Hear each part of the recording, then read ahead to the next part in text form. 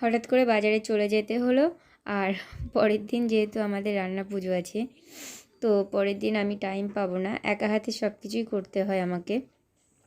বাজারটা এনেই আমি গামলা ভরে রেখে দিয়েছি, মাছটা ফ্রিজে রেখে দিয়েছি।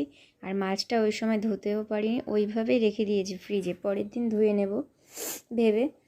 তো পরের দিন সকাল হয়ে গেছে, আর মেয়েকেও খাওয়ানো একটু দেরি হয়ে গেছিলো রাতের বেলায়। তো তাড়াহুড়ো করে ওকে খাইয়ে ঘুম পাড়িয়ে দিয়ে আমরা খেয়ে আর কি শুয়ে পড়েছি। আর পরের দিন সকালে উঠে বাসি কাজ যেটা সারতে হয় সেরেছি।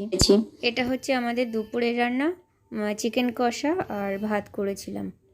তো এইভাবে আজকে আর কি দুপুরটা চালিয়ে দিয়েছি। আর রাতের বেলা তো রান্না অনেক কিছু আছে, এক হাতে করতে হবে, বুঝতে পারছো বন্ধুরা। সব কিছু আমি গুছিয়ে তোমাদেরকে দেখাতে পারছি না, তো যেটুকু পেরেছি। দেখো, কচু গাছ যেহেতু আমাদের খেতেই হবে কচু শাক, তো সেই জন্য আমি বেশি করি না, একদম অল্প পরিমাণে 2-3টে ডাল কেটে নিয়ে চলে এসেছি।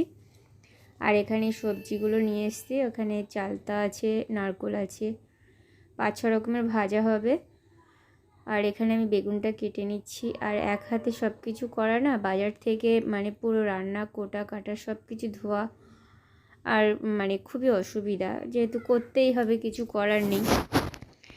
তো এখানে আমি সব কিছু গুছিয়ে নিয়ে আর কি আমি যখন যেটা সুবিধা পেয়েছি আর কি তখন সেটাই রান্না করে নিয়েছি। রান্না বসিয়েছিলাম 8:30, আর তার মধ্যে রান্না শেষ হয়েছে মোটামুটি 11টা। তার মধ্যে মেয়েকে খাওয়ানো, করার, সব ঘুম পাড়ানো, সব কিছু করতে হচ্ছে। তো সেই জন্য আরোই দেরি হয়ে গেছিলো। তো কিছু তো করার নেই, ও ছোটো মানুষ, ও তো রাত জেগে বেশিক্ষণ থাকতে পারে না। তো রান্নার যেটুকু হয়েছিল ওকে খাইয়ে ঘুম পাড়িয়ে দিয়েছিলাম। আর বাকিটা দেখো, এখানে কচু শাকটা রান্না হয়ে গেছে। আর এখানে দেখো 5-6 রকমের ভাজা আছে, ইলিশ মাছ, নারকোল, আর সবজি আছে ওখানে আলু, কাঁকরোল, বেগুন, পটল, সমস্ত সব কিছু আছে। এখানে চালতার আচার না, সরি, চাটনি।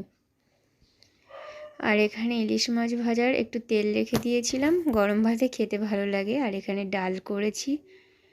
আর এর মধ্যে আমি চাল কুমড়োটা আলাদা করে তরকারি করিনি, চাল কুমড়োটা একটু ডালের মধ্যে ফেলে দিয়েছিলাম। সবথেকে বড় কথাটা হলো রান্নাটা কমপ্লিট হয়ে গেছে, ব্যাস নিশ্চিন্ত। আর এখানে আমার হাজব্যান্ড ডিউটি থেকে বাড়ি আসলো এই মাত্র, তো আমি একসঙ্গে ভাতটা বেড়ে নিয়ে বসেছি। ভিডিওটা শেষ করলাম, গুড নাইট।